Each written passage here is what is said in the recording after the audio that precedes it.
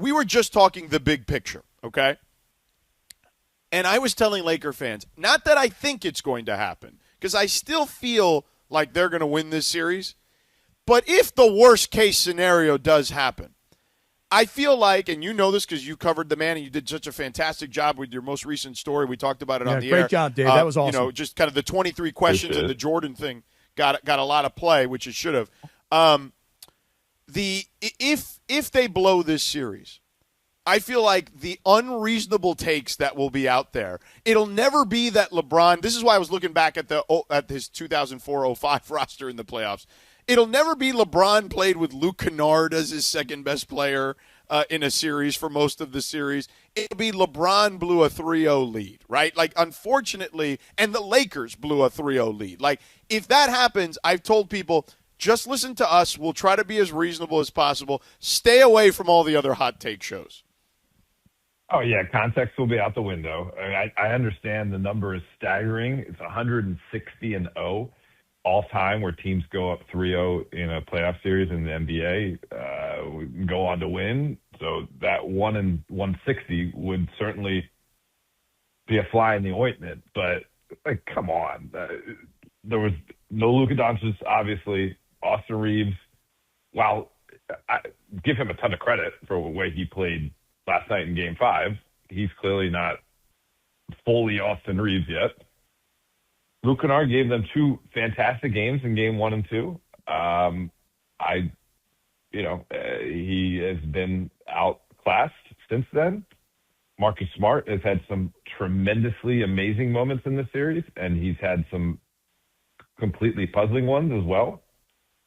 DeAndre Ayton's probably been the second most consistent Laker over the last 3 games. Like, this is a tough spot that they're in. You're facing a Houston team that, quite frankly, is playing free and playing hard without Kevin Durant, and their confidence is growing. And I think you go back to halftime of Game 3. The Lakers have only won 2 periods since then. They won overtime in Game 3, and they won the first quarter of Game 5. That's it. And so when Jabari Smith Jr. said, obviously, we're the better team, right now they are the better team. And the offensive part concerns me for the Lakers. I think they are going to compete defensively. We've seen that. But can they score? And, whether that's going to be a great LeBron game, whether that's Austin's going to all of a sudden even get to a better level than he did after being out a month, whether Luke Kennard finds a shot again, they're going to have to score if they have any chance of winning one of these next 2. All right, George, you heard what he said. You want me to follow it up? Go ahead. Ask him the question you've asked everybody else that has disagreed with you, but go ahead. Dave, I agree. I think this young team, and I documented this earlier, you got 3 guys that were drafted in the top 4. You got 2 guys that were in the middle round of the first. These are 5 starters who have been coming up together. They said after the game last night, we're growing up and we're growing up together. You just said they're playing looser, they're playing freer without Kevin Durant. I contend they play better without him. You said they are better. That's different. I am contending that they play better without him. Dave, is that a crazy take? It's not absurd. In this series they have, and whether that was because there was no Kevin Durant or the main reason was no pressure on them. Because when your team is down 3-0, there is no pressure. Yeah, no one expects you to win. Yeah. So you might as well play. Mm-hmm. And guess what? Most of these guys were on the team last year that fell down 3-1 to the Warriors, and you have no pressure then also. And they played their best basketball to force a Game 7. So, I mean, I think you have to add that as the caveat of, yes, they've looked much better these last couple games without Kevin Durant, but is it because there's no Kevin Durant, or is it because they are in a playoff scenario with no pressure, which is like, that's not a realistic scenario. You want to be the playoff scenario with pressure. And, quite frankly, in this series, that won't occur until Game 7, where things stand now. Mm-hmm. Yeah, it's an interesting point. I had not actually thought about that. My point has been that Durant applies pressure So here you have these young guys. Hey, it's our team. We were all drafted here. We're coming up together. And you're the old guy who just got here for the first year, and you're barking at us when we're taking shots. So I was thinking it was the pressure Durant was applying to them. You're bringing up a whole different angle to this, which is maybe they're playing better because they're playing freer, not because Durant's not there, possibly, but maybe it's just because we got nothing to lose. Yeah, I'm not completely dismissing your point, Cappy, but I also think ultimately if they want to be as good as they possibly be, they should want the pressure that Durant provides as a teammate. Because that's just a super talented guy with championship experience, and he can do stuff that the rest of you as a group can't do. And so you look at it like, I'd rather have every tool available in my toolbox in order to make some noise, because it shouldn't be about just we want to beat the wounded Lakers. It should be about we want to win a championship. And so you want Kevin Durant. Dave, one of the things that's concerning to me for the Lakers in this series, particularly down the stretch, right, is the last couple of games, really the last 3 games, okay? They led the league in points at the rim, okay? Or percentage at the rim, excuse me. 75% roughly during the season. They're shooting about 62, 63 in the last few games. To me, that is a big part of what they do, because the pressure at the rim is not only the ability to score at the cup, but also getting to the free throw line, which is something that they've done very well. They're not a team with great three-point shooting success throughout the season, not consistently. So this notion that they've lost the ability to shoot is not super foreign. But to me, I think that's the thing. Like, that's the offensive stat I look at and go like, that's where they need to be better. And look, give Houston credit. They are packing the paint. Those guys are young. They're long. They're athletic.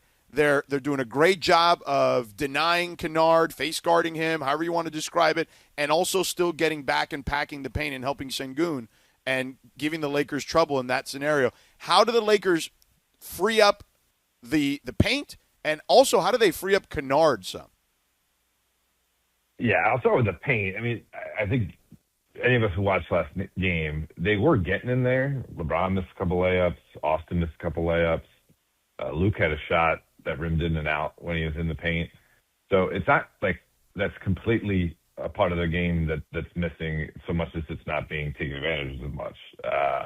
And some of that is the physicality that Houston provides and the exhaustion, quite frankly, that the Lakers looked like they were succumbing to at times last night.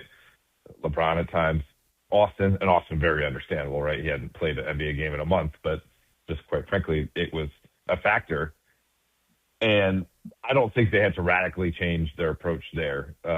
Now, of course, you want to continue to find ways when LeBron can draw 2 and throw it to DeAndre Ayton for a lob. DeAndre's got to catch that ball. And he played great the last 2 games. I'm just saying at times this year that hasn't been a strength. Hopefully that continues to be something where he's locked in the way he has been these last couple games. And that's a way you can also rectify that. As for Kennard, this was my concern coming into the series, quite frankly, the way he has been crowded these last couple of games, the way he hasn't been able to really find opportunities because they've tracked him. And he's got to make shots. I mean, he had one rim out last night from 3, a great look. He had that other one, buck naked, wide open transition. He shot it kind of like a dart, short off the front rim. He's got to make those shots. Those are the shots that Tari Eason was making last night. Those are the shots that Reed Shepherd was making last night. It's just got a make or miss league type of part there. And quite frankly, as you saw in the second half when Austin started, even though he came off the bench in the first half, you probably need more Austin than you need Kennard. Kennard, what a great job in games 1 and 2 to get them rolling. But he's come back to more of the player he is. It's a very important player. And, man, the Lakers still have a chance to win the series because they traded Atlanta for him. And I still believe he can do some good things in a Game 6. You're going to want more Austin Reeves. Yeah, and Dave, George and I were talking earlier this morning about how the Rockets have sort of shortened their whole lineup. They're going 8 deep now, and they don't have Durant, obviously. So maybe they might have gone 8, maybe they would have gone 9 had he been available. But when you look at the Lakers bench, and I'm going to take Austin Reeves off for a second because he had 22 points last night. Let's say Austin would have started, and let's say Kennard would have come off the bench. If that would have been the case, the Lakers bench would have provided last night 5 total points. Vanderbilt should never shoot the basketball, ever. That's number 1. Jake LaRavia, a contribution of 9 minutes and 2 points. Jackson Hayes, 10 minutes, 0 points. So it kind of reminds me of what happened last year where JJ was like, you know what, I'm not playing anybody other than these 5. In other words, the Lakers now seemingly have another 5-man rotation, and maybe Kennard could give you a little bit of time, but there's just no help anywhere else. So when Smart doesn't perform and when Kennard doesn't perform, Dave, where are you going to go? It's like, okay, can we get a great game out of LeBron? Can we get, Rui Hachimura? Rui has had a pretty good series, but can he give you an extra 10 points? Listen, they were up 3-0 in this series with Smart and Kennard both averaging north of 20.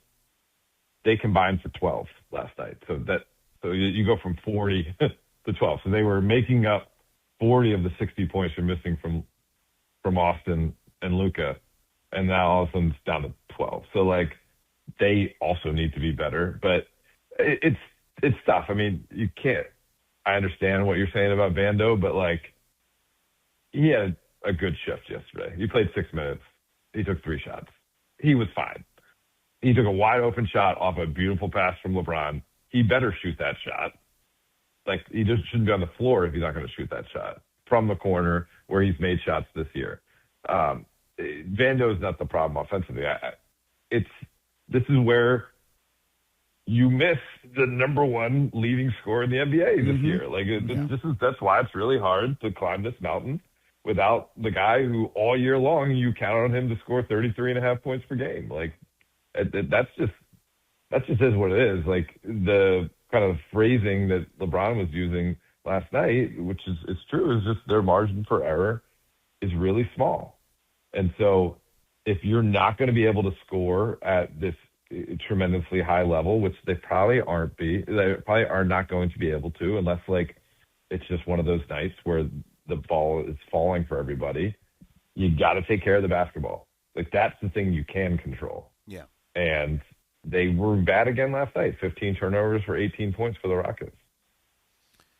Yeah, and listen, I know LeBron was not thrilled with the question you asked about Jabari, but as you alluded earlier, I mean, Jabari is right now at the very least. How many times has he given you the I'm too old? He wasn't thrilled feeding in the narrative. I don't think he was. No, I got it. I know what you're saying. He was fine with it. Yeah. Yeah. My bigger point was going to be more comical about how many times has he given you the I'm too old for this bleep kind of line this year? Right. It's getting old, LeBron. When they won Game 3, he got up from the podium and groaned like he was, in the doctor's office or something, getting a checkup. The man's body is breaking down, and listen. He is still obviously very effective. He was the Lakers' best player last night. Yeah. You can tell that the playoff juice is still something that gets him going more so than a regular season game. But also, even a couple of years ago, right? I think the theater and theatrics of Dylan Brooks in the first round against Memphis, LeBron kind of played back towards that. That was 2023. 3 years later, he's not really looking done with to it. Be a part of that. Yeah, exactly. Yeah. Dave, I'm not messing with Jabari Smith. I used to play with his dad or whatever. I ain't messing with him. I'm giving that any oxygen. I was in the NBA when that kid wasn't even born. Dave, what is the? I'm just curious. In your experience, what was the post game locker room like? I mean, there's sometimes it's hey, no, don't worry about it. Let's go. We're fine. Let's go. Let's just get on a plane. Let's go. And then sometimes it's oh man, we're in trouble. So what was the vibe like last night? It wasn't super down. It wasn't a dejected locker room. But And like I'll say this all due respect, Cappy. The other scenario you don't see very often. You don't like at least by the time we get in there from the media. Mm-hmm. So it's not like we're seeing them still like kind of like clapping hands Yeah. and talking to one another. Like let's get. By the time we're in there, a lot of them are on their phone or changing or getting ready to talk to us in the scrum away from the rest of their teammates. So I can tell you though, like it wasn't like a dejected scene. There were some people that were like, you got to get on a flight to Houston. Like we were going to be on a flight for 3.5 hours tomorrow. And like that certainly was shared by a couple folks I spoke to. But I truly don't believe there's anyone in that locker room who thinks they cannot win this series. But there's a very real kind of notion that the Rockets have to make them think about that. If they don't play better, they will lose this series. Real quick, before we let you go, and thanks for all the time, as always, I noticed today, in this day in NBA and Laker history, Kobe knocked down that shot against the Suns over Boris Diaw and Raja Bell. What do you remember about that moment? I was living in Weehawken, New Jersey, right next to Hoboken. I was working for NBA.com and their offices in Secaucus. And I think it was a Sunday, I want to say. Yep. But maybe I'm wrong on that. Yeah, it was on ABC. Sunday, yeah. Mike Breen was on the call? Yeah. I was watching it in the bedroom of my tiny little apartment on my tiny-ass TV, pardon the language, but going nuts. And I lived in a railroad-style apartment where there was all the bedrooms you could get through a door, not to a hallway door, but like connected through the bedroom. So we all had to put our dressers up against those doors so they were closed. I lived with 2 random roommates that I found on Craigslist because I had no money. I was right out of college. And I was hooting and hollering, and I'm sure annoying my 2 random roommates that they were strangers to me. You ever talk to those 2 roommates? That's my story. You ever talk to them? One of them, funny enough, was like an aspiring actor at the time. And then I was watching The Mayor of Easttown a couple of years ago on HBO, the show with Kate Winslet, where she plays like a cop in the Philadelphia area. And she goes to a pet shop to buy a turtle. And my old roommate was the pet shop owner acting in that role. Did you text Wow. him? Just reach out to him and go, yo, Like, man. how random. Yeah. Yeah, I did. Yeah. Unbelievable. And what happened to the other dude? The other one, I have no idea. I actually don't think I could even remember the other guy's name. I can picture his face. That's hilarious.